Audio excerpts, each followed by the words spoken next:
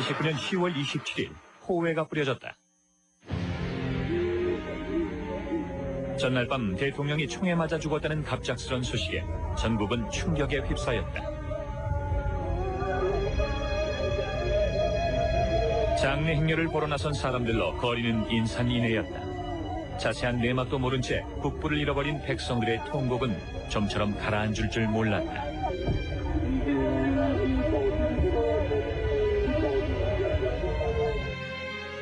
대통령의 죽음은 김재규의 가족들에게도 날벼락 같은 소식이었다.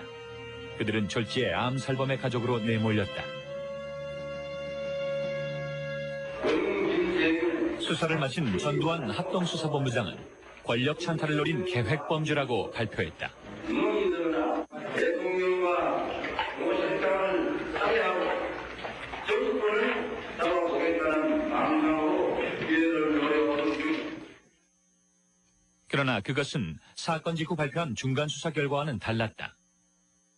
초기 수사에 참여한 수사 1국장은 충동에 의한 단순 살인이라고 단정했다. 왜 그러냐 그랬더니 사실 자기 말 그대로죠. 뭐 자신 목장 다 미워가지고 말이지. 이거 소위 말하는 그 요새 말하는 그 자폭하는 그런 심정이죠. 이게. 아주 내가 잘못했어요. 마지막에 내가 잘못했습니다. 내가 이래야 되는 건데 이거 어떻게 그 민주투사가 됩니까? 어차피 죽는 바에는. 그래가지고 사실 자기 처리가 이래야 되는데 그때 내가 가깝게서 이래 해서 내가 잘못한 겁니다. 이러고 가면 되는 건 좋은 건데. 그러나 어떤 이유로도 국부를 시해한 폐륜하라는 멍해를 벗을 수는 없었다. 국민들의 원성은 그만큼 높았다. 언론도 흥분하기는 마찬가지였다. 사건의 원인을 규명하기보다 살인범의 처벌에 더 열을 올렸다. 정권의 방패막 구실을 해야 할 중앙정보부장이 바로 범인이었다는 사실에 국민들은 더욱 경악했다. 제가 현직 중앙정보부장입니다. 중앙정보부장이기 때문에 더군다나 유신헌법을 지상을 하는 수역의 한 사람입니다. 수역의 한 사람인 지가 어떻게 해야 이런 혁명을 했느냐. 이 점이 매우 해석하기 어려우실 겁니다. 유신 독재의 핵심 권력자 김재규. 대체 그는 무슨 이유로 박정희를 쏜 것일까? 79년 10월 26일 사건이 일어난 곳은 공정동 안가였다. 새 채의 신관 건물 가운데 한 달 전 새로 신축한 나동이 문제의 연회장이었다. 언론에 공개된 안가는 무척 화려했다. 넓은 침실과 고급스러운 가구들이 세간의 이목을 집중시켰다. 당시로서는 생소한 최신 설비의 화장실도 갖추고 있었다. 연회장도 시중에선 보기 드문 구조였다. 요즘의 일식집처럼 바닥을 파놓은 형태였던 것. 갔더니 왜 이 밑에 이렇게 파놨어요. 그 방에서 한번 대통령 모시고 약주를 하던데 대통령께서 김 실장, 예, 이거 잘 만들어놨지? 이제 김 부장이 날 여와서 술 먹다 괴한이 들어오면 날 보고 이렇게 하라고 이렇게 파놨어요. 이 양반이 그 안에 들어서 이랬다 일어나거든. 그런 일이 있었어요, 하루. 한두 달 전에. 그러나 그 괴한은 다름 아닌 김재규 자신이었다. 대통령의 은밀한 처소에서, 그것도 안가의 관할 책임자인 중앙정보부장의 손에 의해 박정희는 비극적인 최후를 맞이했다.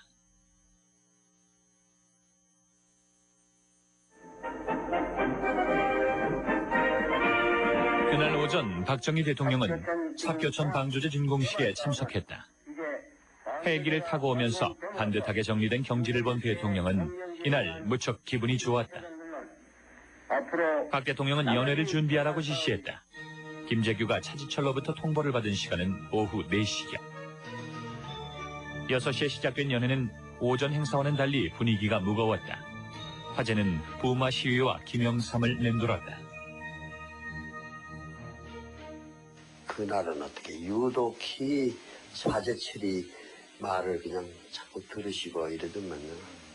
잠깐요 화제가 뭐 끊어지면은 이게 옆에서 또 그냥 자지처리가 그냥 또 저쪽 얘기를 하면은 그럼 또 돌아가던 대통령이 생각이 말이야. 그것도 맞장구 치시거든. 이제 몇 번 그런 일이 있었어요. 그러니까 말이 탁 우선 적어지더구만. 지금 생각하니까 그래. 그때 그 당시 몰랐고 말이 적어지고. 말이 적어지던 김재규가 세 차례 드나들더니 총을 빼어들었다. 첫 발은 차지철에게 쏘았다. 그리고 또 한 발은 박정희의 왼쪽 가슴에 명중했다. 현장에는 2명의 여자가 동석했다. 그중 한 사람이 당시 여대생인 신모 씨. 일어나시라고 그랬더니 나는 못 일어날 것 같아 하는 게 평생 죽을 때까지 못 잊어버릴 것 같아요. 그 사람의 그 내심이. 그래요. 아주 보기가 무서워요. 평시에 아주 온화하게 좋게 보이던 사람도 그냥 귀신같이 얼굴이 되는데 그 당시에 김재규 얼굴은 그랬어요. 무서웠어요. 내가. 우발적인 흉년 사태가 야기되어서 당시 현장에 있었던 대부분의 사람들은 우발적으로 일어난 사건이라고 보았다.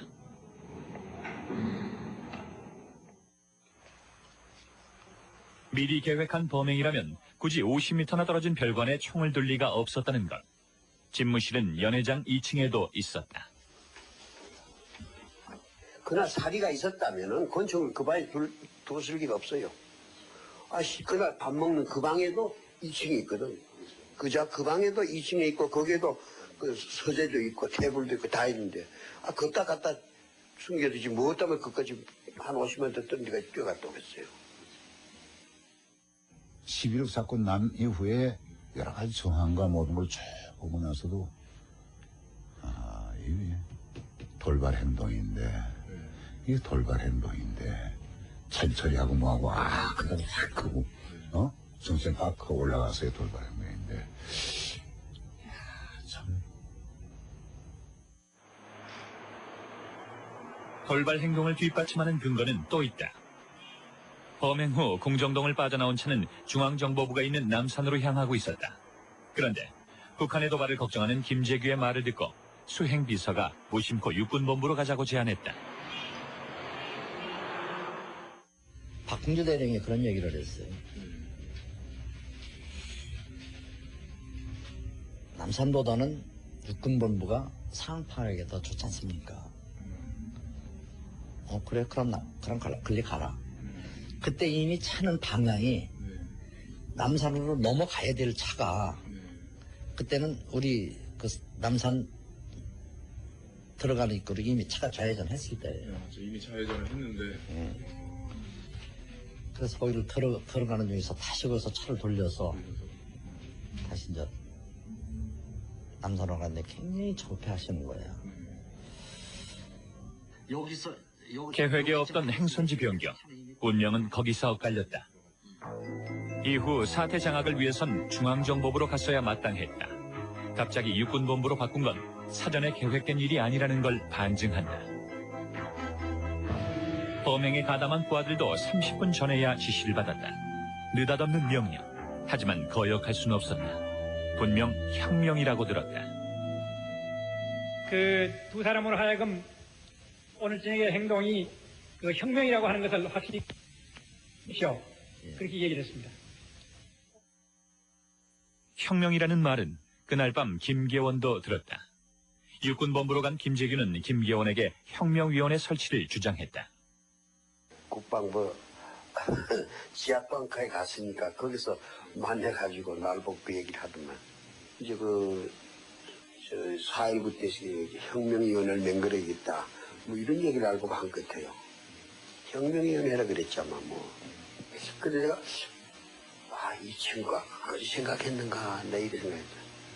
좀 다르구나 내 이렇게 생각했죠. 내가 자꾸 되풀이하지만 첫날 연애할 때부터 똑같은 얘기를 했어요. 첫날 우리 첫 만날 때부터 우리 만나기 전에 벌써 자기 속에는 자기가 뭐 자기 행동을 미화하기 위해서 해놨는지 모르지만은 우리 말을 듣고 변했다. 이거 아니야. 수감되어 있는 동안 직접 쓴 수양록에서도 그는 시종일관 혁명을 거론했다. 자유민주주의와 한미 관계의 회복, 그것이 김제규가 내세운 혁명의 목적이었다. 사전에 누구와의 협의도 없이 혼자서 감행한 거사. 그가 말한 혁명은 무슨 의미일까? 그는 무엇을 위해 그렇게 무모한 혁명을 시도한 것일까?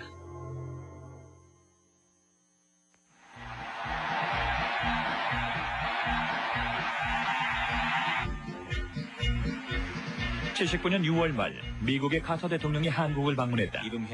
최고 국빈의 방한은 한국 정부를 잔뜩 긴장시켰다.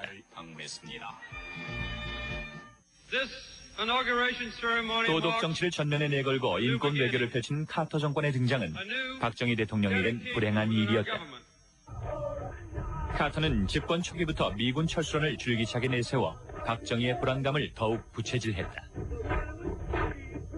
And so he was pushing very hard to have President Park Chung-hee move in that direction. The president, I think, shared the view that President Park had not put his full effort behind making the improvements that President Carter hoped to see. And as a result, he felt that they weren't cooperating as fully as he would like. 미국은 카터 취임 이전부터 박정희에 대해 여러 차례 경고를 보냈다.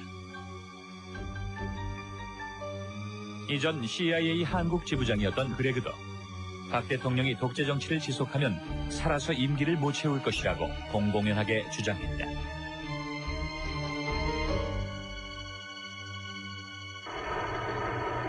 한미 관계가 날카롭게 대립각을 세우던 그 와중에 정상회담이 개최됐다.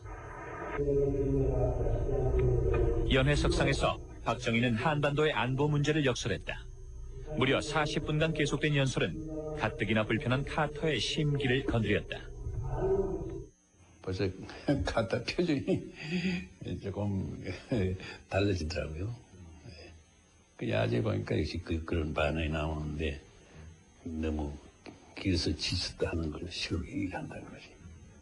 아마코스트가 박정희 대통령 카터하고 정상회담 하고 나서 바로 내방이 온다니까요. 4시에 바로 내방이 와요. 그냥 물어봐요. 정상회담이 어떻게 됐어 했더니 이 사람이 뭐라고 말하는지 알아요? It's a disaster. 그 40분간 강연한 것 때문에 그러시는 거예요? It's a disaster. 회담을 마치고 청와대를 나선 카터는 리무진에 오르자마자 수행한 참모들과 언쟁을 벌이기 시작했다. 주한미군 철수를 강행하겠다는 카터를 설득시키느라 참모들은 진땀을 흘렸다. 가던 길도 멈출 정도로 격렬한 논쟁이었다. And I remember that President Carter really was not happy with the position of the Republic of Korea government.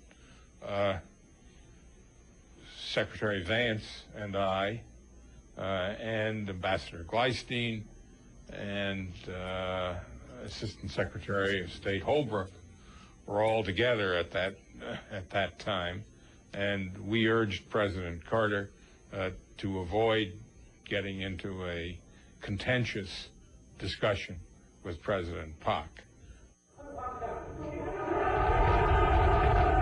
국내 정치 상황도 박정희에겐 부담이었다. 선명 노선을 내세워 야당 총재에 당선된 김영삼은 YH 노조에 대한 공권력 투입에 반발하고 유신 체제의 폭력성을 신랄하게 공격함으로써 박정희 정권의 정면으로 도전했다. 그는 또 뉴욕타임즈와의 인터뷰에서 미국은 더 이상 독재 정권을 지원하지 말라고 말해 박정희를 자극했다. 박정희는 김영삼을 사대주의자로 몰아세우며 의원직을 박탈하겠다고 받아쳤다. 박정희의 강경책은 미국의 불만을 더욱 부추겼다. 구내식당에서 나를 붙들고서 이 사람 이거 제명하면은 시리어스한 리퍼커션이 올 거다 말이야. 큰일 난다고 말이지. 근데 나뿐만 아니라 자기 친한 여러 의원들한테 그렇게 일종의 경고성 우려를 하고. 미국은 김영삼의 제명을 막기 위해 의회와 정부 관료를 망라하며 전방위로 압력을 행사했다. 체제 안정과 정권 유지를 책임진 중앙정보부장으로서 가만히 두고 볼 수 없는 상황. 파국으로 치닫는 전국을 막기 위해 김재규는 직접 김영삼을 만나 설득에 나섰다. 뉴욕타임즈에 난 그 기자회견 내용은 사실이 아니다 하면서 그걸 좀 부인하는 말만 해주면 당신을 그렇게 제명하거나 이렇게 죽이진 않는다, 정치적으로. 그런 얘기를 했다는 거거든요. 간부 회의를 하는데 아까 이야기하듯이 김재규 부장은 김영삼 총재 국회의원 제명을 반대를 했고 야당과 자주 이렇게 설득도 하고 대화도 하고 무엇이든지 수습하려고 애를 썼다니까요. 미국은 한국의 관료 가운데 가장 말이 잘 통하는 사람이 김재규라고 판단했다. 그들은 김재규를 민주주의에 관심이 많은 특이한 정보부장이라고 평가하면서 그를 통해 여러 차례 박 대통령에게 인권 메시지를 전달했다. 대통령이 그러신데서 이렇게 말해요. 손 장군이 말하는 외무장관한테 국방장관한테는 말을 해보지만 내 말이 우선 제대로 대통령한테 전달되는 것이지 않고 그냥 그 자리에서 그냥 이렇게 뭐 벽에 대해서 뭐 공 던지는 거나 마찬가지로 그 자리에서 튀어나오는 거지. 그랬더니 이분이 하는 말이 김재규 부장은 내가 말하면 조금 알아듣는다 그래요. 내가 깜짝 놀랐어요. 김재규의 설득과 중재에도 불구하고 김영삼의 의원직 제명안은 국회를 통과하고 말았다. 차지철 경호실장의 주도에 따라 공화당 의원들이 상당수 동의한 결과였다.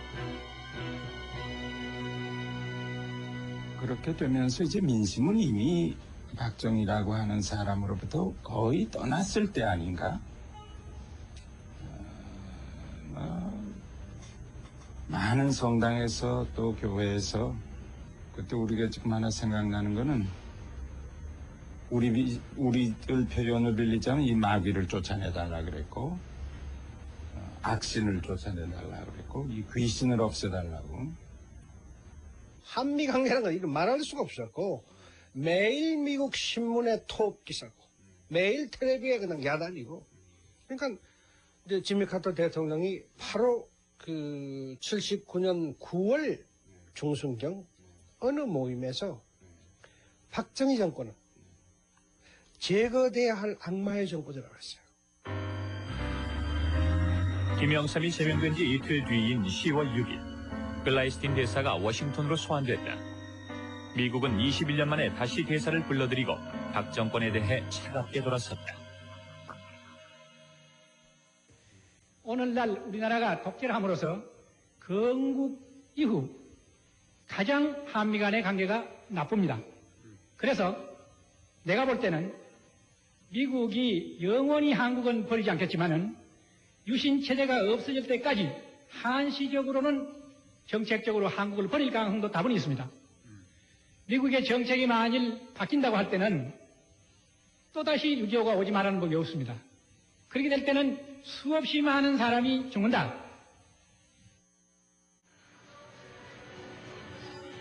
김재규의 우려와 달리 겉으로 보이는 정국은 별다른 동요가 없었다. 남쪽의 항구 도시 부산은 더욱이 평온해 보이기만 했다.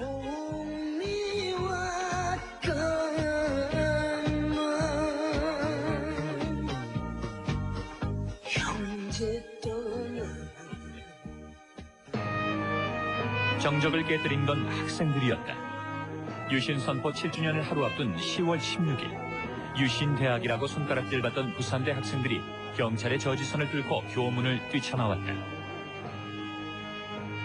경찰은 당황했다.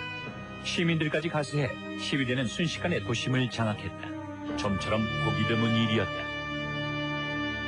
가게에다 숨겨주면서 사태를 내려가지고 가게 속에다가 숨겨주기도 하고 또 대일이 흩어져가지고 꼴목이 있으니까 대일을 못 찾으니까 제가 시민들이 학생들 곁에 와가지고 저쪽 가면 대일 있다 그리고 가라고 안내해주고 스스로 또 먹을 것도 주고 독재 부르가라 민주주의를 회복하자.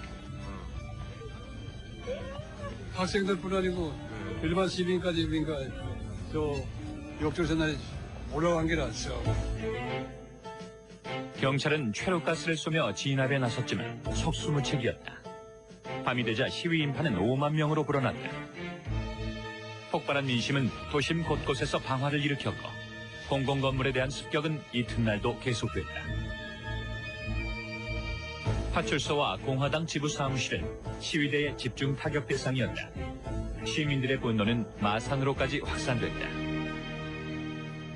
애국가를 부를 때는 실제로 처음 부르고 두 번 부르고 할 때는 그 심정은 우리가 이 나라를 사랑하는 시민들이니까 우리한테 이런 진정한 뜻을 좀 받아달라는 그런 하나의 제가 생각하는 절규로 생각합니다. 그것을.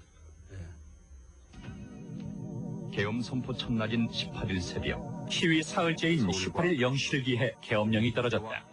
서울과 포항 지역의 공수부대와 해병대가 긴급 투입되고 도심에는 탱크가 주둔했다. 시위대에겐 무자비한 폭력이 돌아왔다. 계엄군에 끌려간 사람들은 대부분 단순 가담한 시민들이었다. 부마 항쟁의 구속자 1,500여 명 가운데 학생은 수십 명에 불과했다. 대통령의 지침은 딱 하나예요. 단시간 내에 끝내라. 딱 그거 한마디예요. 최단 시일 내에 평온은 되찾아야 되겠고 그건 이제 정권 차원이 아니라 국가 차원의 문제니까. 그다음에 희생은 없어야 되겠고 그 고민하다가 결단을 내린 게 그건 발표는 안 한다 해서 탄약은 다 회수해라. 발포를 심각하게 고민할 정도로 부마 시위는 격렬했다. 계엄령이 떨어진 18일 새벽 2시 상황 파악을 위해 서울에서 급히 내려온 사람이 있었다. 중앙정보부장 김재규였다. 국제시장 뒷골목에서 그가 목격한 시위는 생각보다 심각했다. 그건 이미 학생들의 시위가 아니었다. 시민들의 적극적인 가담은 그에겐 충격이었다. 당일 서울로 올라온 김재규는 곧장 청와대에 들어가 부마 시위의 진상을 보고했다. 김재규의 보고를 받은 박 대통령은 불쾌감을 감추지 않았다. 차지철 경호실장까지 합세해 중앙정보부를 공격했다.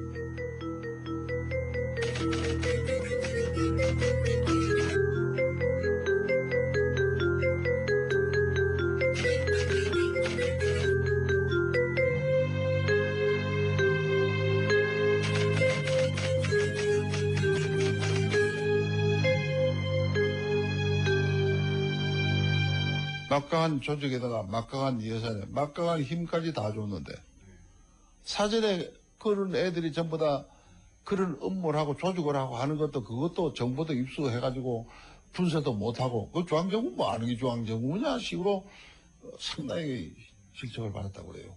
내가 내려가 봤더니 학생 일부가 뭐 소동을 피우고 이런 게 아니고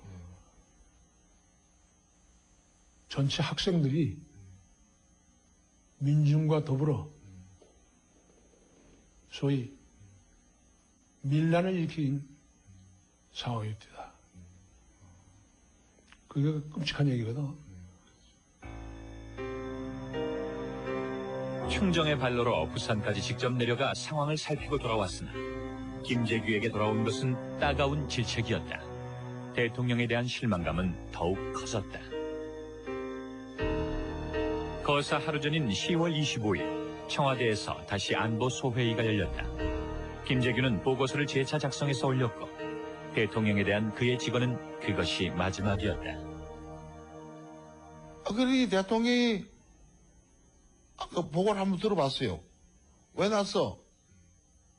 지금 가서 분석을 내가 직접 현지에 가서 확인하고 다 조사해가지고 보니까 가가 장기 집권에 불만이 있습니다. 누가 좋아하겠습니까, 그거?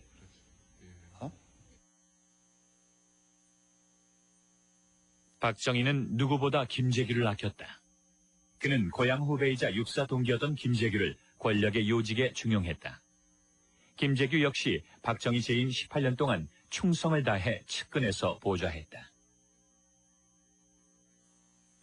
결과적으로 시해를 하셨지만은 평소에 대통령에 대한 충성심에 대해서는 저 개인적으로 의심을 안 합니다. 지극히 대통령을 잘 모시겠다 하는 그런 평소의 그 은행으로 봐서. 청와대에서 드러나는 이런 연락을 받으면은 그냥 가시질 않아요.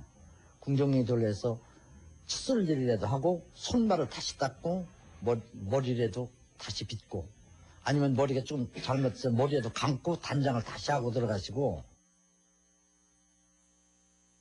그는 살해 후에도 박 대통령에 대한 예의를 잃지 않았다.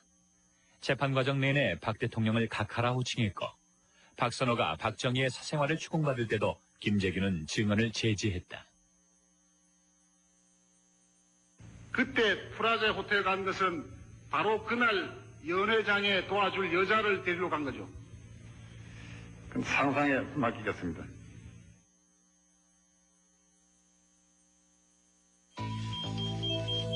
재판 과정에서 드러난 박 대통령의 사생활은 국민들에게 알려진 그의 이미지와는 전혀 딴판이었다. 18년간의 오랜 권력 유지에서 오는 피로감, 그것이 그를 괴롭히고 있다는 것을 안팎에서 이미 눈치채고 있었다. 그때 그 임기가 이건 마지막이겠지 하는 느낌은 내가 여러 번 가졌어요. 당선했을 때 내가 한 3, 4일 지내고 올라가서 당선 축하합니다 하고 내가 한번 인사를 드리니까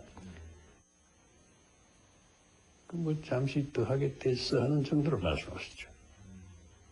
그러니까 당신도 내가 보는데 그때 이제 오래 집권하시고 이제 국내에서도 이런 반발이 있고 하니까 그만둘 때가 왔다는 생각을 하신 것 같아요.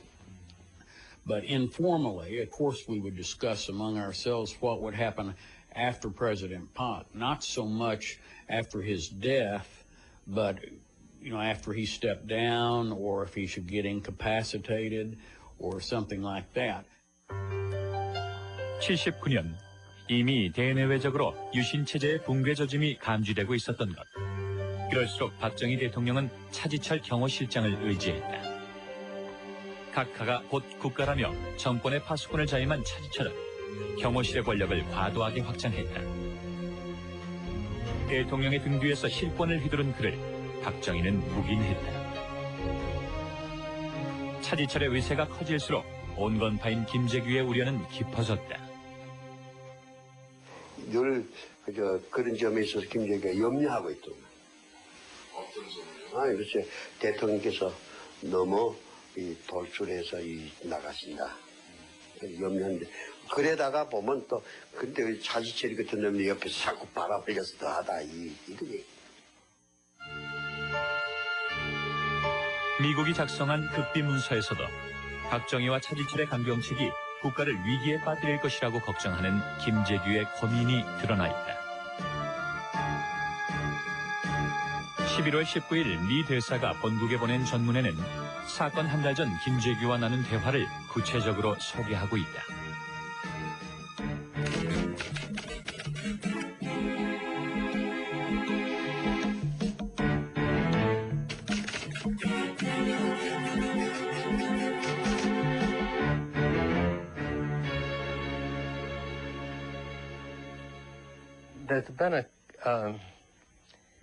There's been a suggestion that maybe Kim Jae-gyu felt that the U.S. confidence in the president had been so reduced that he had to do something about it. That's pure speculation on our part. We don't know. 이 한미 동맹 그리고 이 국민의 지지 이 두 가지가 사실은 안보에 상당히 큰 양대 지주라고 할 수 있는데 박정희 정권 말기에 한미 동맹 관계도 많이 흔들리고 국민으로부터 어떤 지지도 상당히 격감한 그런 조건 속에서 군인이었고 그 박정희 오랜 동지였던 김재규가 뭔가 그런 관계를 획기적으로 이제 전환시키고 돌파구를 열 수 있는 그런 방안에 대해서 아마도 상당히 심사숙고를 했을 겁니다. 국내외의 모든 정보를 관할하는 중앙정보부장이라는 직책. 그는 누구보다 정권의 위기를 발빠르게 감지한 인물이었다. 그래서 저는 여러 가지 생각했습니다. 지 나이 이제 참 거기는 53세로 되어 있습니다만 사실은 55세입니다. 그러니 뭐 지 나이 한 10년이나 20년 끊어봤을 좋으니까 이 나라의 자유민주주의 회복시켜놓자. 결국은 나의 명예고 힘이고 목숨이고 또 대통령각하고 나하고 관계에 있어서의 그 의리도 이 소위에 속하는 건 한꺼번에 다 끊어바친다.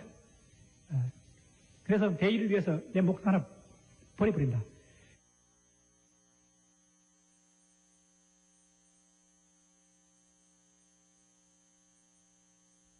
김재규는 거사를 7년 만에 이루었다고 했다. 7년 동안 그가 품은 뜻은 무엇이었을까? 71년 대통령 선거는 박정희에겐 위기였다. 삼선 개헌을 폐지하고 장기 집권을 맡겠다는 김대중의 바람몰이가 전국적으로 거세게 불었던 것이다. 여러분, 이번에 정권 교체를 하지 못하면 이 나라는 박정희 시의 영구집권의 총통시대가 오는 것입니다. 박정희와 공화당은 다급해졌다. 그때 김재규가 마지막 출마를 선언하라고 제안했다. 앞으로 나에게 한 번만 더 기회를 주시면 나는 기어코 이것을 뿌리를 뽑고 정부에서 물러나겠다. 박 대통령 마지막 선거 유세 때 3선 이상 더 안 한다고 사실은 공약을 했습니다. 그것이 사실은 보안사령을 할 때 건의했던 사항이에요. 그렇게 하면서 박 대통령이 장기 집권을 하려는 욕심이 있다 하는 것을 이미 눈치챘죠. 순간 그 공원 유세에서 그걸 마지막이라 하는 말씀을 대통령이 하셨기 때문에 이제 그게 자기 그 뜻이 받아들여졌다는 것에 대해서 아주 좋아하고 그랬다고. 예, 그게 마지막인 걸 알고 계셨지, 오빠는.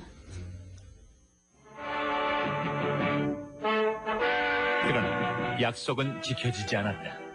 이듬해 대통령의 영구집권을 보장하는 유신헌법이 선포된 것. 유신헌법이 공포될 당시 김재규는 산군단장에 재임하고 있었다. 헌법 전문을 받아본 그는 정훈 장교를 불러 사병령 교재를 좀 더 합리적인 표현으로 바꾸라고 지시했다. 유신에 대한 그의 반감은 부하들까지 눈치챌 정도였다. 양신과 직책 사이에서 갈등하던 그의 범민은 그 무렵부터 점점 깊어졌다. 이제 유신헌법이 공표됐으니까 군대에서 일하기 참 쉽게 되겠습니다. 전투력이 많이 향상되겠습니다. 이렇게 얘기하니까는 별로 좋지 않은 기분 표정을 딱 찌면서 아니야. 박정희 내게 다 망쳐버려서 아주 빠른 목소리로 얘기를 하시더라고요. 그러니까 처음에 그 되물을 수도 없고 내가 뭘 잘못 들었나? 한 40, 50m 정도? 김재규의 매제이자 3군단 시절 작전 참모로 함께 근무했던 오수춘 씨는 한 가지 흥미로운 사실을 알려줬다.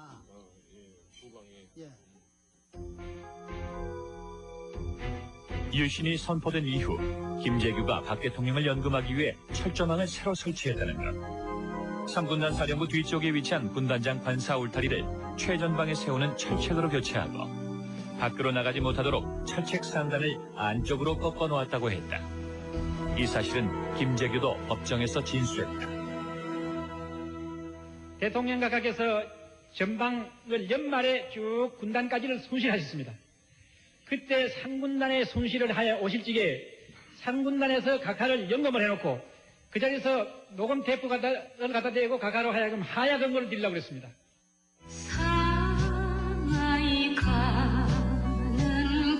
김재규는 오직 국가 안보에 관심을 쏟은 철저한 군인이었다. 그가 전역하면서 남긴 시 통일송은 반공과 통일에 대한 심정을 절절히 말하고 있다.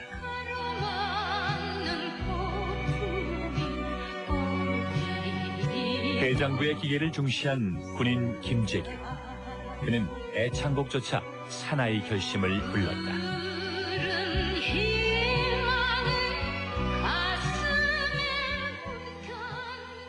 그런데 체제 수호에 매달렸던 김재규가 뜻밖의 사람과 인연을 맺고 있었다.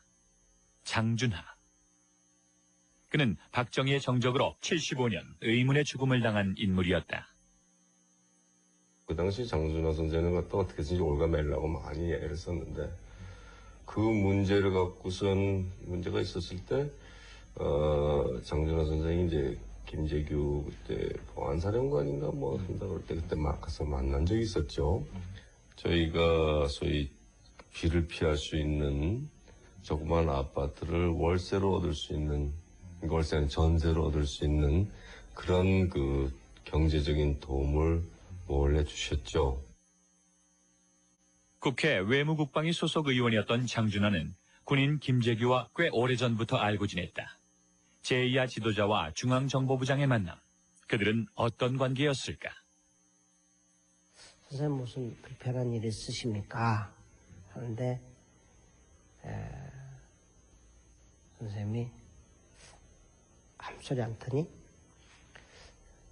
그럼 장관이 그렇게 좋아? 한마디 하시는 거예요. 신문을 하나 갖다 주면서 잠깐 보고 달라고. 그래서 보니까 거기에 장관 임명식이 있었고 김재규 씨가 건설부 장관에 임명된 걸 알았죠. 광복군 장교 출신인 장준하는 생전에 양심적 군인에 의한 무력 투쟁만이 박정희 군사 독재를 무너뜨릴 수 있다고 자주 피력했다. 장쌤은 양심적 군인이 있다. 이 정권은 무력을 가진 군인만이 그 청산시킬 수가 있고, 그리고 그 군인이 민간 정치인들에게 권력을 이양할 수 있는 양심적인 군인이 있다라고 하셔도 그 장담했던 그 사람이 나는 김재규 장군이라고 보는 거죠. 김재규의 행적 중 또 하나 특이한 부분은 당시 민주화 운동의 지도자인 김수환 추기경과 여러 차례 접촉했던 것. 74년 민청학년 사건으로 처음 추기경을 찾아온 김재규는 의미심장한 말을 건넸다. 처음부터 어떤 환자가 있으면 그 환자에게 고든 음식을 줄 수는 없지 않습니까? 연한 음식부터 죽을 준다든지 이렇게 하는 그런 말을 했어요. 나중에 이제 나중에 생각하니까 그 대통령을 환자로까지 이렇게 비교했다는 것이 그때 봐서 뭔가 그 사람 나름대로 근본적으로 이래서는 안 되는데 하는 생각을 가져서 한 말이 아니었던가 아마. 75년 김재규는 추기경에게 박 대통령을 만나 조언을 해줄 것을 부탁했다. 유신 체제 완화를 기대했던 것이다. 이 사람이 뭐라고 그러느냐면 그러기에 저는 대통령과 추기경이 만날 때 제3의 안이 나오기를 기대했습니다. 이런 말을 했어요. 제3의 안이요? 그래서 내가 또 이제 그게 또 무슨 소리냐 말이야. 제3의 안이라고 한 것은 어떻게 보면은 그 유신 체제를 바꾸는 거예요. 네, 바꾸는 거를 말씀하시는 거죠. 그렇게 해석할 수 있죠. 김재규가 말한 제3의 안. 그것은 대체 어떤 내용이었을까?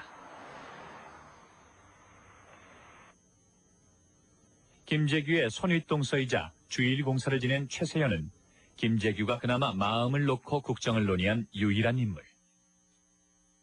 박정희 씨가 이제 제일 두려워하는 것이 뭐냐 하면은, 자기가 물러나고 난 다음에 오는 문제입니다. 이거는 박정희 씨는 군대만 장악하고 있으면 됩니다. 그러면은 나머지는 이제 이원제로 해도 자기 안심을 할 수 있으니까.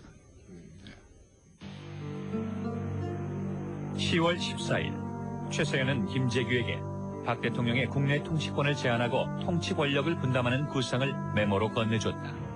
그것은 김재규가 미리 부탁한 것이었다. 그러나 두 사람의 계획은 실현되지 못했다. 2주 후 김재규가 단독으로 거사를 실행해버렸기 때문이다. 유신체제를 개혁하겠다는 구상은 끝내 기회를 찾지 못한 채 물거품이 되고 말았다. 집권에 대한 욕심이 있는 것도 아니고 어떤 살이나 사욕이 있는 게 아닙니다. 오로지 자유민주주의를 회복하겠다는 일념에서 이루어진 것입니다. 또 이 혁명의 결과 자유민주주의는 완전히 회복이 됐습니다. 그것이 보장이 됐습니다. 김재규는 대통령의 사례만으로 자신의 혁명은 완수됐으며 권력에 대한 욕심은 없었다고 주장했다. 신문을 맡았던 수사 1국장은 김재규의 집권 의지를 강하게 부인했다. 네, 집권력에 무슨 집권력 그런 것도 생각도 없이 그 사람이 그 집권력을 생각했단 말이죠. 정말 계획적으로 했을 거예요. 아까도 말했지만 계획적으로 했단 말이죠. 이거 성공했습니다. 그러나 합수부가 발표한 최종 수사 결과는 수사 1국장이 내린 결론을 뒤집었다. 그들은 김재규의 암살이 집권을 노린 내란 음모라고 규정했다. 합수부의 발표에 이의를 제기할 수 있는 세력은 없었다.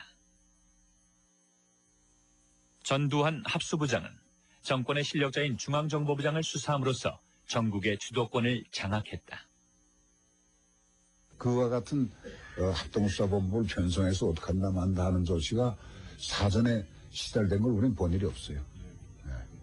그럼 국내에서 갖고 있는지 모르겠을 때 국내에서 갖고 있으라 알아보려니까 정보부 간부들 전부 다 서빙고에 다 데려가서 조사하고 있는데 누구한테 물어봅니까? 그때 8월 달에 보고할 때 충무 1200개의 합동수사본부를 설치할 수 있다 하는 규정이 있습니다. 이것만 보고를 했죠. 전두환 보안사령관이. 그러면은 보안사령부는 어떤 계획을 가지고 있을 것인지 그 계획을 한번 작성해봐라. 보안사령부가 수사권을 쥐게 된 것은 부마 시위 때부터였다. 계엄 시 합수부를 설치할 수 있다고 명시한 충무 1200을 적용해 합수부의 주체를 자처한 보안사령부는 부마 시위와 11.6의 수사를 거치며 권력의 전면으로 급부상했다. 그때에 전두환 보안사령관의 뭐라 그러나 사태를 휘어잡는 순발력 그리고 강심장 아주 놀랐습니다. 대통령 경호실에서 작전 차장보를 역임한 전두환과 육사 11기 동기인 노태우는 하나회를 결성하고 군부의 요직을 두루 장악했다. 그것은 박정희의 지속적인 후원 덕분에 가능했다. 그 박 대통령한테도 책임이 있어요. 전두환이라든지 그 노태우라든지 이들을 지를 잘못 드러난 겁니다. 왜 대통령의 걔들 자꾸 초급장교 애들 왜 상관이 있는데 돈을 준비해? 박정희 대통령도 인간인지라 자기 주변을 강화하는데 사병을 양성을 했어. 그게 이제 전두환이고 노태우고 이런 아이들이야. 가서 부대에 가가지고 청와대 갔다 왔다 그러면서 잔치를 하고 말이야. 그러니까 군대 내에 있어서는 안 될 또 다른 군대가 생긴 거지. 그들이 움직인 게 12.12야. 박정희 대통령의 권력 말기에 길게 들이운 어둠의 그림자. 그것이 바로 차지철과 전두환이었다. 이들 신군부 세력은 12.12 쿠데타를 일으켜 공백 상태인 정권을 손쉽게 장악했다. 거사는 애초부터 박정희 한 사람만의 제거로는 성공할 수 없었다. 집권 의지가 없었던 혼자만의 거사. 그것은 필연적으로 실패를 초래했다. 광주에서 피해 학살이 진행되던 80년 5월 24일 김재규는 사형대에 올랐다. 역사는 늘 그렇듯 패배자에게 대가를 요구했다.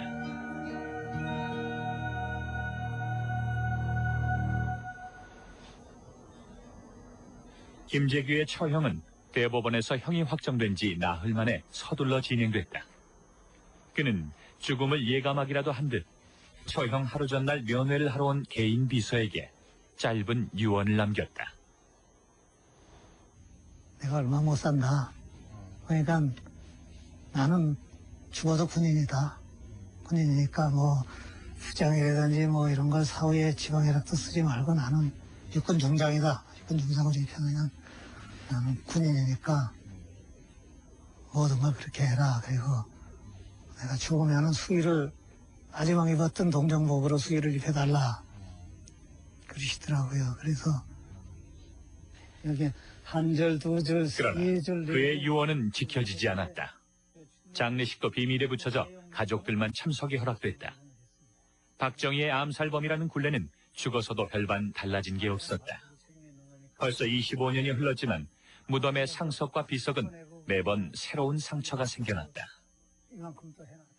이해가 안 가는 일이죠. 지금 돌아가신 지가 20년이 넘었는데 와서 묘해서 그런다는 거는 참 제가 보기엔 이해가 안 가는 일이죠. 박정희 유신체제의 공포정치를 마감한 김재규. 그러나 역사는 아직 그를 패배자로 기록하고 있다. 나무가 많이 자랐어요. 김재규는 자신에 대한 마지막 심판은 하늘에 맡기겠다고 했다.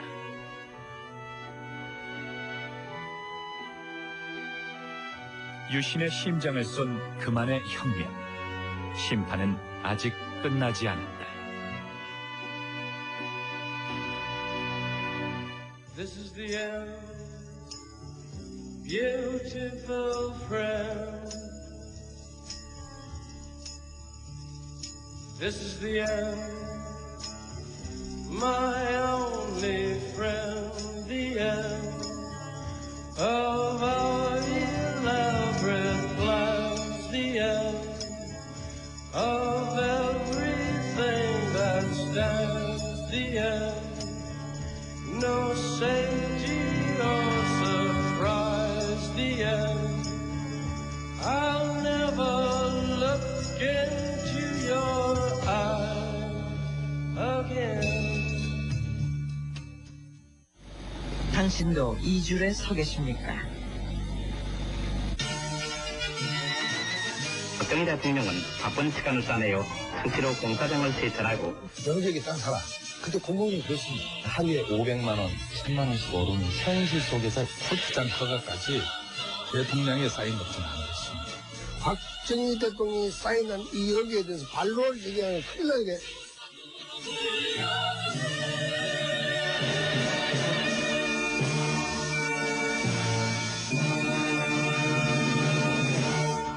투기의 뿌리, 강남공화국.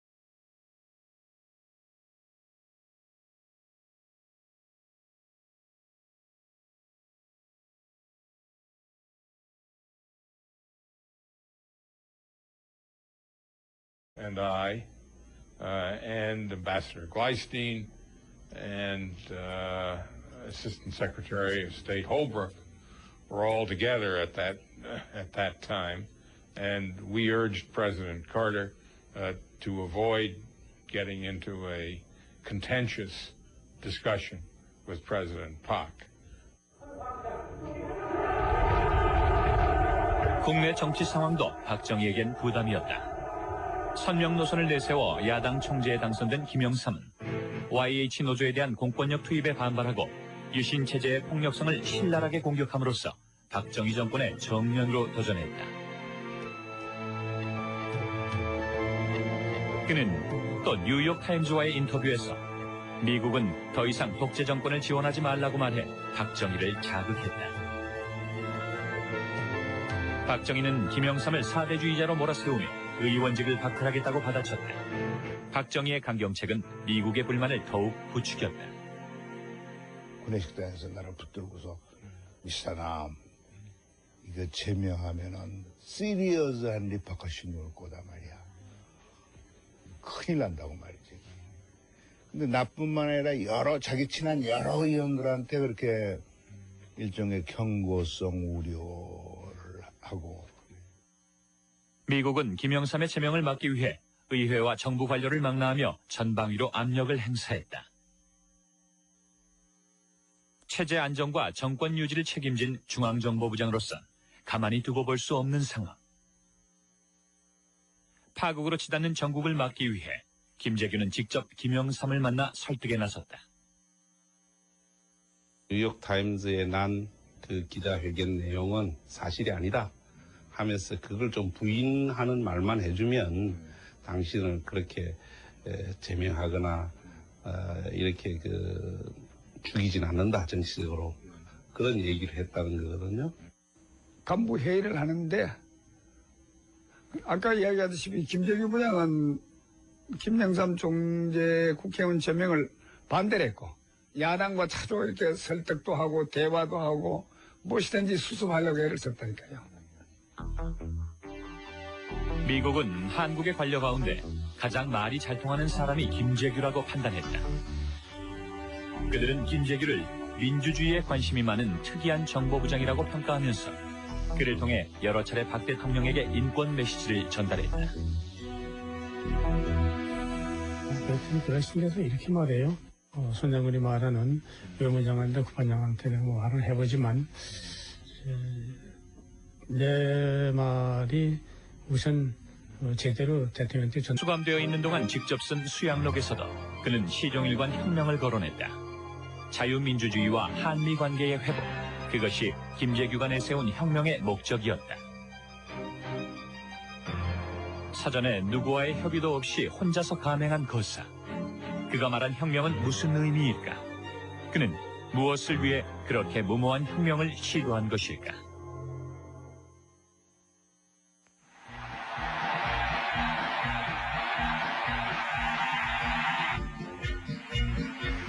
(1979년 6월) 말 미국의 카터 대통령이 한국을 방문했다.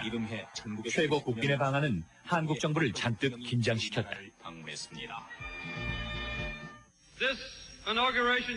도덕 정치를 전면에 내걸고 인권 외교를 펼친 카터 정권의 등장은 박정희 대통령에겐 불행한 일이었다.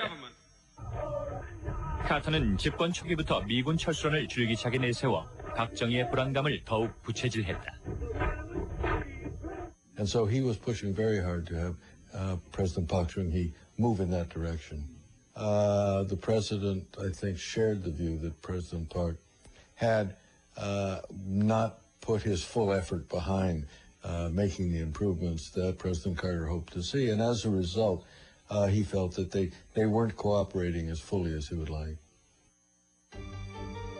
미국은 카터 취임 이전부터 박정희에 대해 여러 차례 경고를 보냈다. 이전 CIA 한국 지부장이었던 그레그도 박 대통령이 독재 정치를 지속하면 살아서 임기를 못 채울 것이라고 공공연하게 주장했다.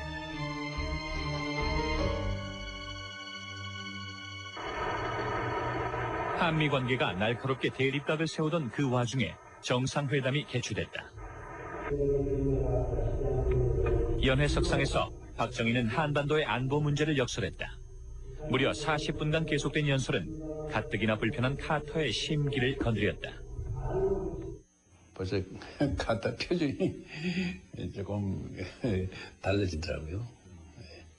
그 야제 보니까 역시 그런 반응이 나오는데 너무 길서 지쳤다 하는 걸 싫어한다는 거지.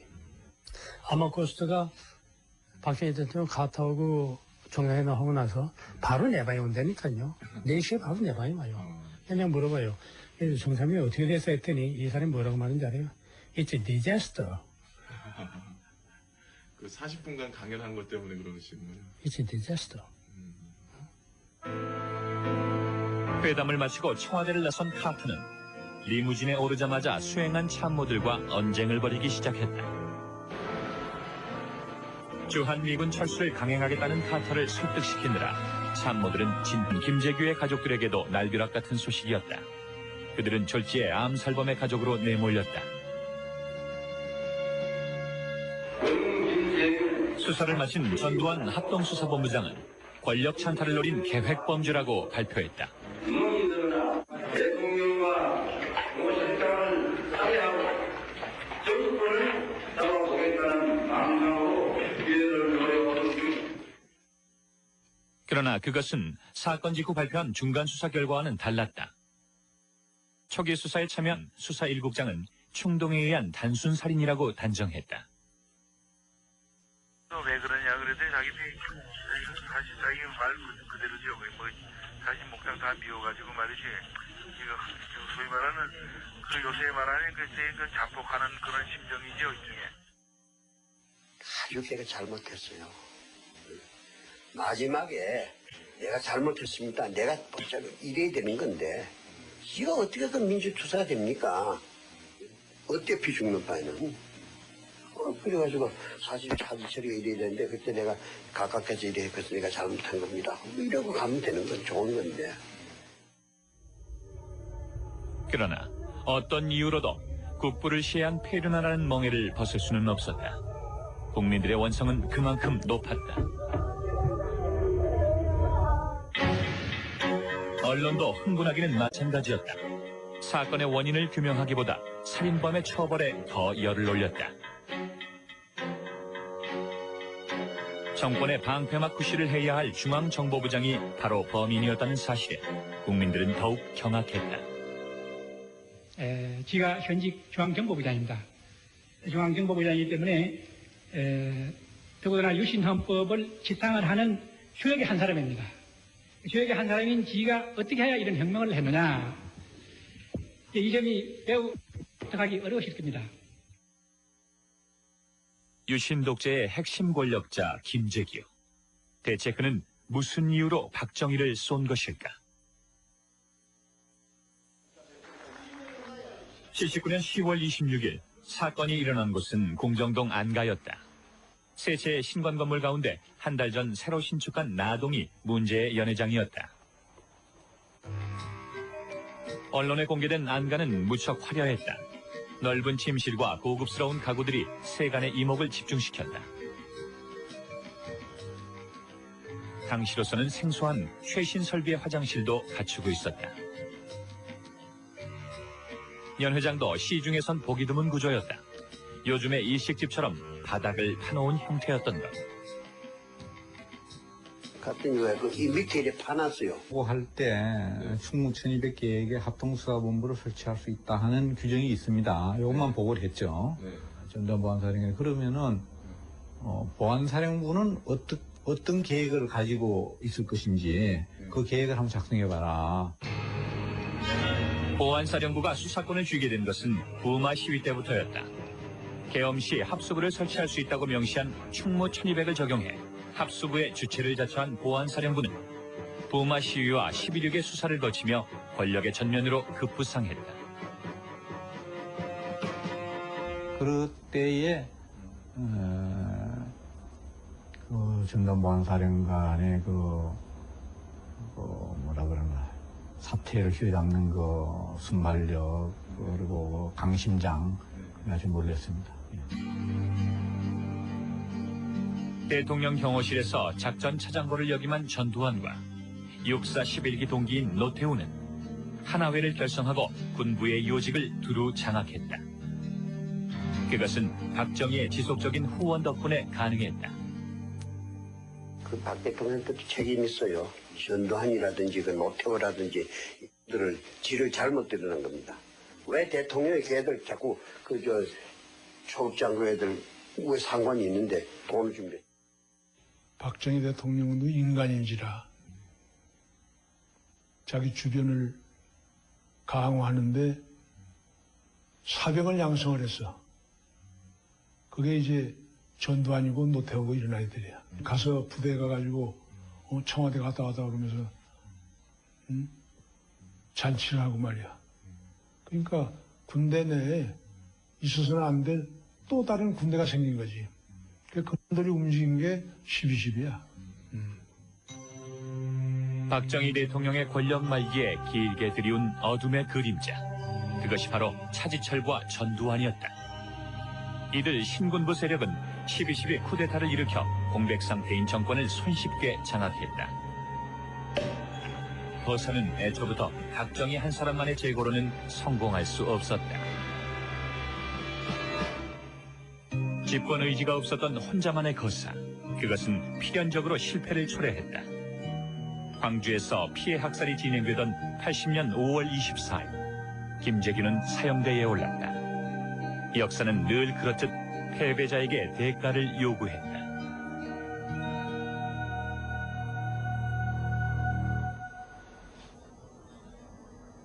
김재규의 처형은 대법원에서 형이 확정된 지 나흘 만에 서둘러 진행됐다.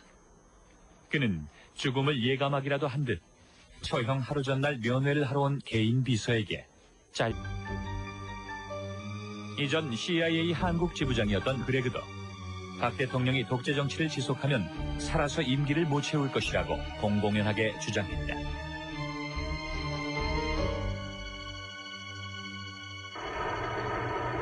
한미 관계가 날카롭게 대립각을 세우던 그 와중에 정상회담이 개최됐다. 연회석상에서 박정희는 한반도의 안보 문제를 역설했다. 무려 40분간 계속된 연설은 가뜩이나 불편한 카터의 심기를 건드렸다. 벌써 카터 표정이 조금 달라지더라고요. 그 야제 보니까 역시 그런 반응이 나오는데 너무 길서 지쳤다 하는 걸 싫어한다는 거지. 아마코스트가 박정희 대통령 카타오고 정상회담 하고 나서 바로 내방이 온다니까요. 4시에 바로 내방이 와요. 그냥 물어봐요. 정상회담이 어떻게 됐어 했더니 이 사람이 뭐라고 말하는지 알아요? It's a disaster. 그 40분간 강연한 것 때문에 그러시는 거예요? It's a disaster.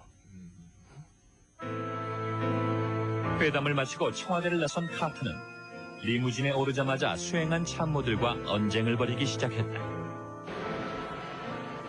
주한미군 철수를 강행하겠다는 카터를 설득시키느라 참모들은 진땀을 흘렸다. 가던 길도 멈출 정도로 격렬한 논쟁이었다.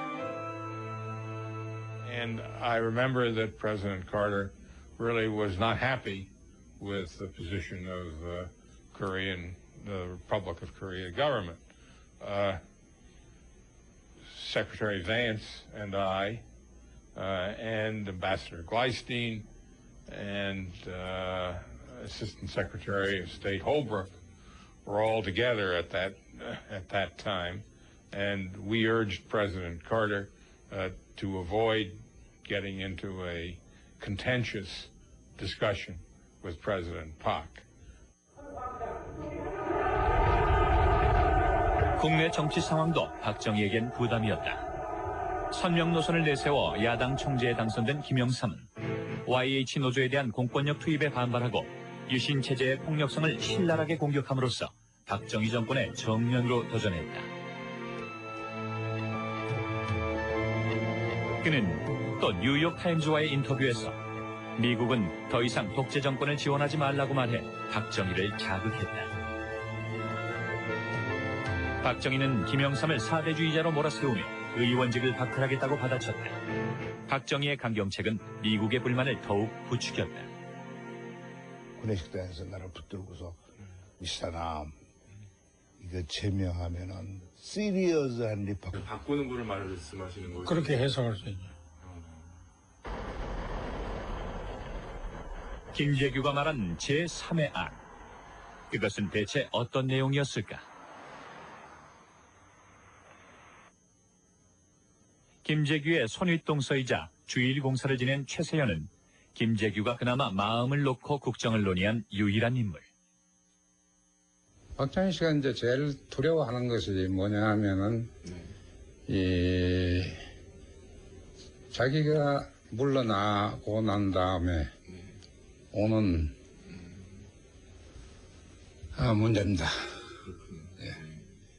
이거는 박정희 씨는 군대만 장악하고 있으면 됩니다. 그러면은 나머지는 이제 이원제로 해도 자기 안심을 할 수 있으니까. 10월 14일 최세현은 김재규에게 박 대통령의 국내 통치권을 제한하고 통치 권력을 분담하는 구상을 메모로 건네줬다. 그것은 김재규가 미리 부탁한 것이었다. 그러나 두 사람의 계획은 실현되지 못했다. 2주 후 김재규가 단독으로 거사를 실행해버렸기 때문이다. 유신체제를 개혁하겠다는 구상은 끝내 기회를 찾지 못한 채 물거품이 되고 말았다. 집권에 대한 욕심이 있는 것도 아니고 어떤 살이나 사욕이 있는 게 아닙니다. 오로지 자유민주주의를 회복하겠다는 일념에서 이루어진 것입니다. 또 이 혁명의 결과 자유민주주의는 완전히 회복이 됐습니다. 그것이 보장이 됐습니다. 김재규는 대통령의 살해만으로 자신의 혁명은 완수됐으며 권력에 대한 욕심은 없었다고 주장했다. 신문을 맡았던 수사 1국장은 김재규의 집권 의지를 강하게 부인했다. 네, 집권력에 무슨 집권력 그런 것도 생각도 없이 그 사람이 그 집권력을 생각했단 말이죠. 그만 계획적으로 했을 거예요. 아까도 말했지만은 계획적으로 했단 말이죠. 이거 성공했습니다. 그러나 합수부가 발표한 최종 수사 결과는 수사 1국장이 내린 결론을 뒤집었다. 그들은 김재규의 암살이 집권을 노린 내란 음모라고 규정했다. 합수부의 발표에 이의를 제기할 수 있는 세력은 없었다. 전두환 합수부장은 정권의 실력자인 중앙정보부장을 수사함으로써 전국의 주도권을 장악했다. 그와 같은 합동수사본부를 편성해서 어떻게 한다 만다 하는 조치가 사전에 시위대의 집중 타격 대상이었다. 시민들의 분노는 마산으로까지 확산됐다. 애국가를 부를 때는 실제로 처음 부르고 두 번 부르고 할 때는 그 심정은 우리가 이 나라를 사랑하는 시민들이니까 우리한테 이런 진정한 뜻을 좀 받아달라는 그런 하나의 제가 생각하는 절규로 생각합니다. 그것을. 계엄 선포 첫날인 18일 새벽 시위 사흘째인 18일 0시를 기해 계엄령이 떨어졌다. 서울과 포항 지역의 공수부대와 해병대가 긴급 투입되고 도심에는 탱크가 주둔했다. 시위대에겐 무자비한 폭력이 돌아왔다. 계엄군에 끌려간 사람들은 대부분 단순 가담한 시민들이었다. 부마 항쟁의 구속자 1,500여 명 가운데 학생은 수십 명에 불과했다. 대통령의 지침은 딱 하나. 단시간 내에 끝내라. 딱 그거 한마디예요. 최단 시일 내에 평온은 되찾아야 되겠고, 그건 이제 정권 차원이 아니라 국가 차원의 문제니까. 그다음에 희생은 없어야 되겠고, 그 고민하다가 결단을 내린 게 그건 발표는 안 한다 해서 탄약은 다 회수해라. 발포를 심각하게 고민할 정도로 부마 시위는 격렬했다. 계엄령이 떨어진 18일 새벽 2시 상황 파악을 위해 서울에서 급히 내려온 사람이 있었다. 중앙정보부장 김재규였다. 국제시장 뒷골목에서 그가 목격한 시위는 생각보다 심각했다. 그건 이미 학생들의 시위가 아니었다. 시민들의 적극적인 가담은 그에겐 충격이었다. 당일 서울로 올라온 김재규는 곧장 청와대에 들어가 부마 시위의 진상을 보고했다. 김재규의 보고를 받은 박 대통령은 불쾌감을 감추지 않았다. 차지철 경호실장까지 합세해 중앙정보부를 공격했다.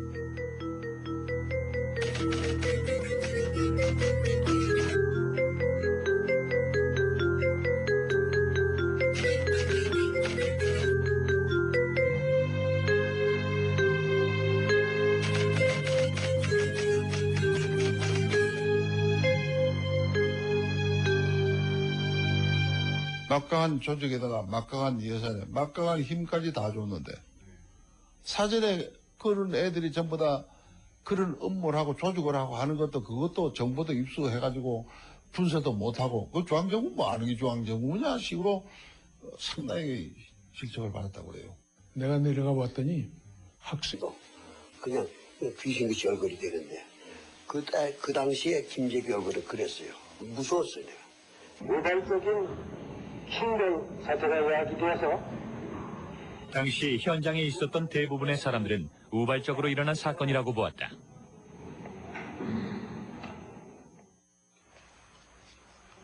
미리 계획한 범행이라면 굳이 50m나 떨어진 별관에 총을 둘 리가 없었다는 것. 집무실은 연회장 2층에도 있었다. 그날 사리가 있었다면은 권총을 그 방에 뒀을 리가 없어요. 그날 밥 먹는 그 방에도 2층에 있거든. 그 방에도 2층에 있고 거기에도 그 서재도 있고 테이블도 있고 다 있는데 그것다 갖다 숨겨두지 뭐 때문에 그까지 한 50만 더 뜬 데가 뛰어갔다 오겠어요.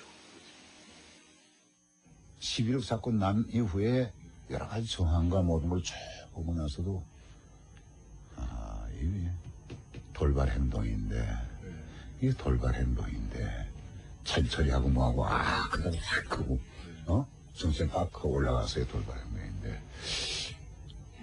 참 돌발 행동을 뒷받침하는 근거는 또 있다. 범행 후 공정동을 빠져나온 차는 중앙정보부가 있는 남산으로 향하고 있었다. 그런데 북한의 도발을 걱정하는 김재규의 말을 듣고 수행비서가 무심코 육군본부로 가자고 제안했다. 박홍주 대령이 그런 얘기를 했어요. 남산보다는 육군본부가 상황파악에 더 좋지 않습니까? 그래, 그럼 글리 가라. 그때 이미 차는 방향이 남산으로 넘어가야 될 차가 그때는 우리 그 남산 들어가는 입구로 이미 차가 좌회전했을 때예요. 이미 좌회전을 했는데. 그래서 거기를 들어가는 중에서 다시 거기서 차를 돌려서 다시 이제 남산으로 가는데 굉장히 조폐하시는 거예요. 계획에 없던 행선지 변경, 운명은 거기서 엇갈렸다. 이후 사태 장악을 위해선 중앙정보부로 갔어야 마땅했다. 갑자기 육군본부로 바꾼 건 사전에 계획된 일이 아니라는 걸 반증한다. 범행에 가담한 부하들도 30분 전에야 지시를 받았다. 느닷없는 명령. 하지만 거역할 수는 없었다. 분명 혁명이라고 들었다. 그 두 사람으로 하여금 오늘 저녁의 행동이 그 혁명이라고 하는 것을 확실히 그렇게 얘기를 했습니다. 혁명이라는 말은 그날 밤 김계원도 들었다. 육군법 장례 행렬을 보러 나선 사람들로 거리는 인산인해였다. 자세한 내막도 모른 채 국부를 잃어버린 백성들의 통곡은 좀처럼 가라앉을 줄 몰랐다.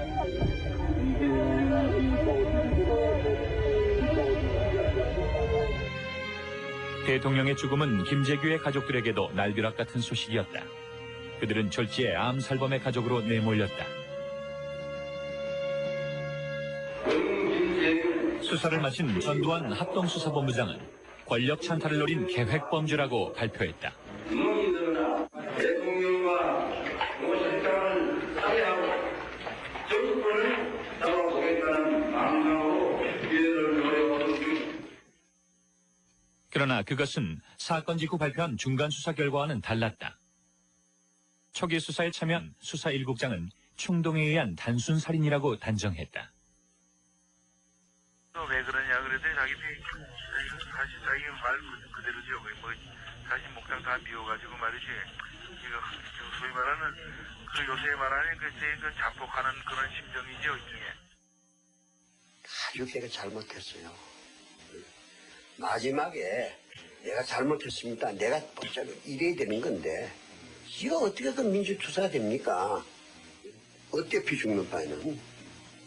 그래가지고 사실 자기 처리가 이래야 되는데 그때 내가 가깝게서 이래 해서 내가 잘못한 겁니다. 이러고 가면 되는 건 좋은 건데.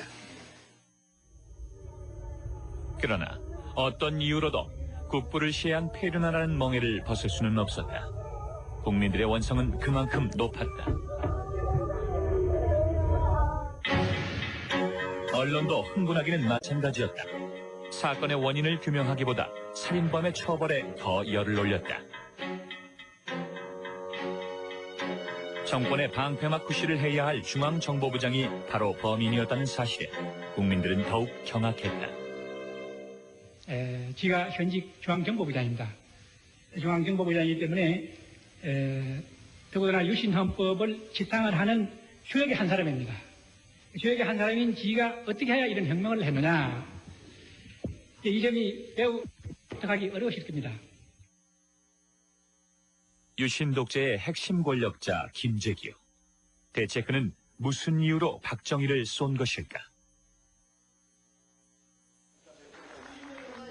79년 10월 26일 사건이 일어난 곳은 공정동 안가였다. 새 채의 신관 건물 가운데 한 달 전 새로 신축한 나동이 문제의 연회장이었다. 언론에 공개된 안가는 무척 화려했다.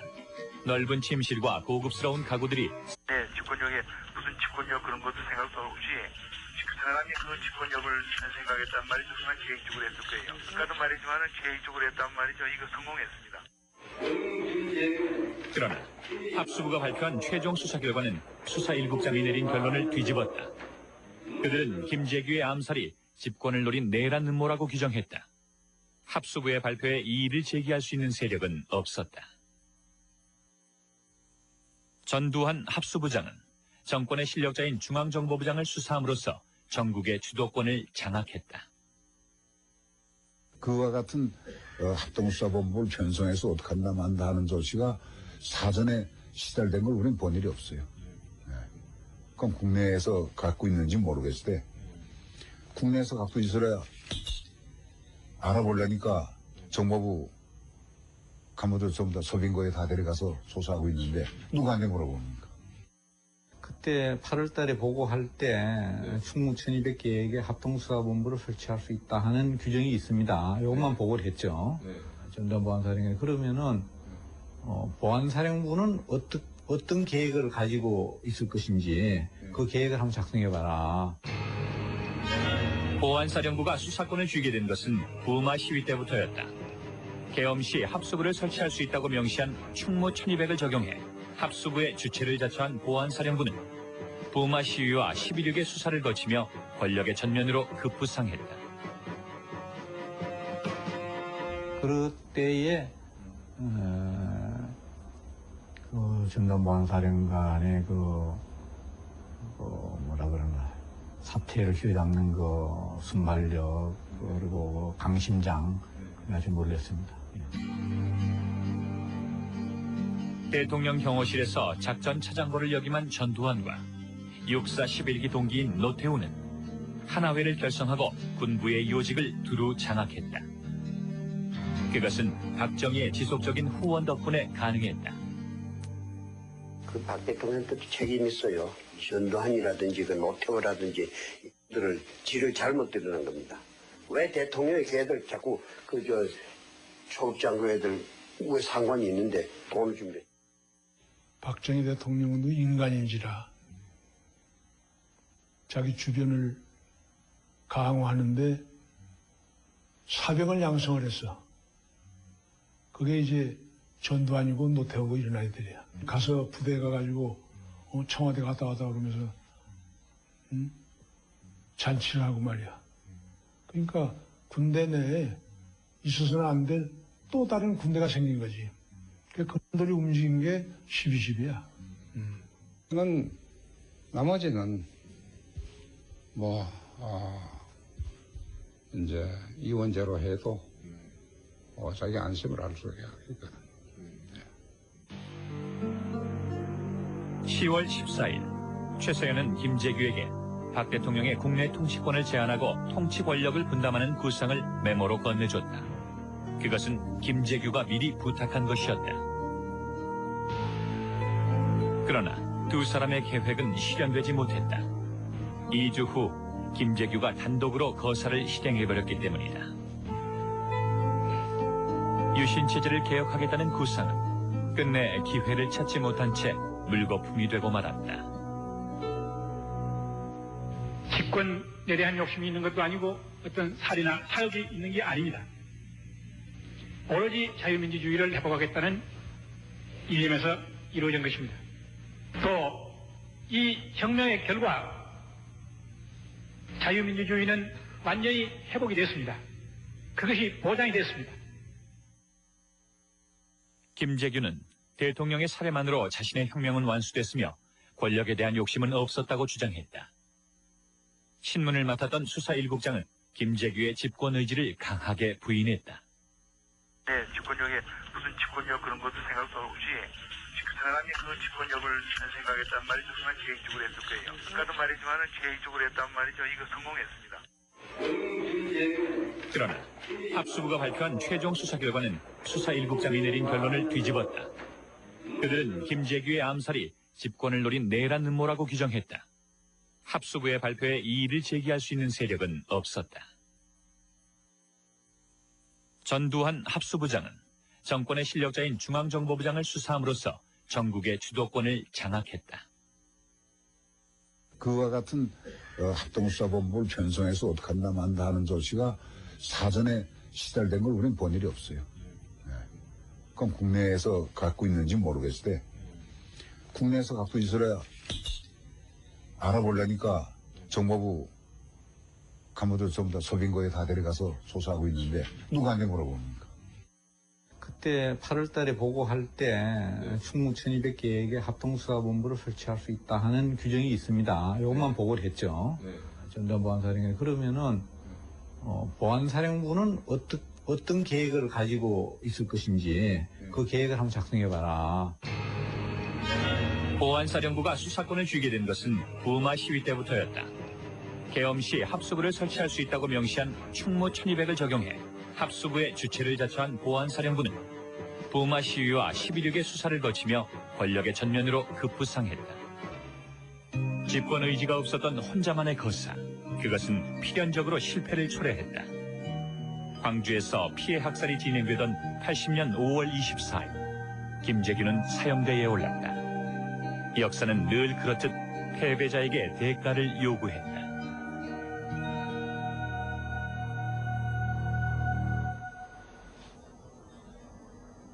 김재규의 처형은 대법원에서 형이 확정된 지 나흘 만에 서둘러 진행됐다. 그는 죽음을 예감하기라도 한 듯 처형 하루 전날 면회를 하러 온 개인 비서에게 짧은 유언을 남겼다. 내가 얼마 못 산다. 그러니까 나는 죽어도 군인이다. 군인이니까 수장이라든지 이런 걸 사후에 지방이라도 쓰지 말고 나는 육군 중장이다. 육군 중장으로 입혀놓으면 나는 군인이니까 모든 걸 그렇게 해라. 그리고 내가 죽으면은 수의를 마지막 입었던 동정복으로 수의를 입혀달라. 그러시더라고요. 그래서 여기 한 절, 두 절, 세 절. 그의 유언은 지켜지지 않았다. 장례식도 비밀에 붙여져 가족들만 참석이 허락됐다. 박정희의 암살범이라는 굴레는 죽어서도 별반 달라진 게 없었다. 벌써 25년이 흘렀지만 무덤의 상석과 비석은 매번 새로운 상처가 생겨났다. 이해가 안 가는 일이죠. 지금 돌아가신 지가 20년이 넘었는데 와서 묘해서 그런다는 거는 참 제가 보기엔 이해가 안 가는 일이죠. 박정희 유신 체제의 공포 정치를 마감한 김재규. 그러나 역사는 아직 그를 패배자로 기록하고 있다. 나무가 많이 자랐어요. 김재규는 자신에 대한 마지막 심판은 하늘에 맡기겠다고 했다.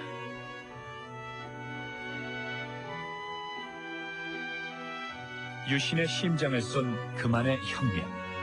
심판은 아직 끝나지 않았다. This is the end, beautiful friend. This is the end, my only friend. The end of our elaborate plans. The end of everything that stands. The end, no say